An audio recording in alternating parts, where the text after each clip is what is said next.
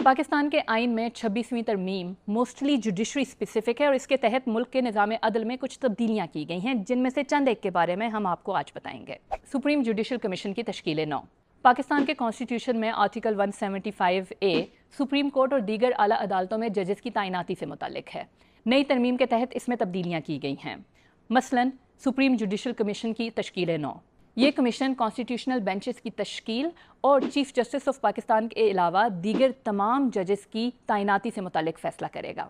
इस कमीशन के 8 अरकान होंगे, जिनमें से 4 पार्लियामेंट और 4 सुप्रीम कोर्ट के सीनियर तरीन जजेस होंगे। अरकान पार्लियामेंट में से एक सेनेटर और एक रुकन कौमी असम्बली का नाम पाकिस्तान के प्राइम मिनिस्टर देंगे, जबकि एक रुकन कौमी असम्बली और एक सेनेटर का नाम नेशनल असम्बली में अपोजिशन लीडर देंगे।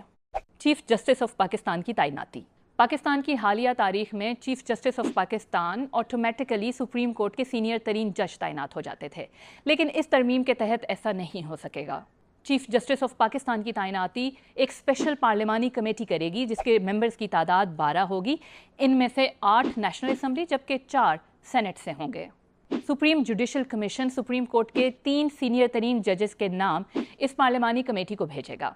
ये पार्लिमानी कमेटी उनमें से एक को चीफ जस्टिस तैनात करने की सिफारिश करेगी, जिसके बाद प्राइम मिनिस्टर सदर को एक नोटिफिकेशन जारी करने की सिफारिश करेंगे।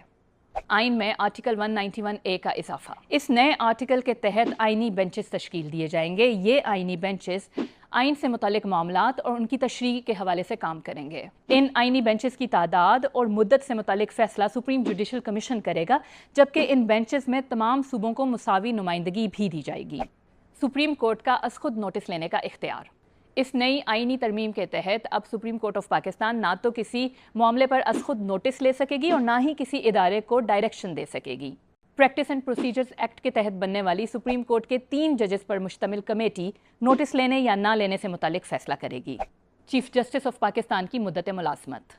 और finally chief justice of Pakistan की मुद्दत मुलाजमत 3 साल होगी, चाहे वो रिटायरमेंट की उम्र यानी 65 साल तक पहुँचे हों या ना पहुँचें।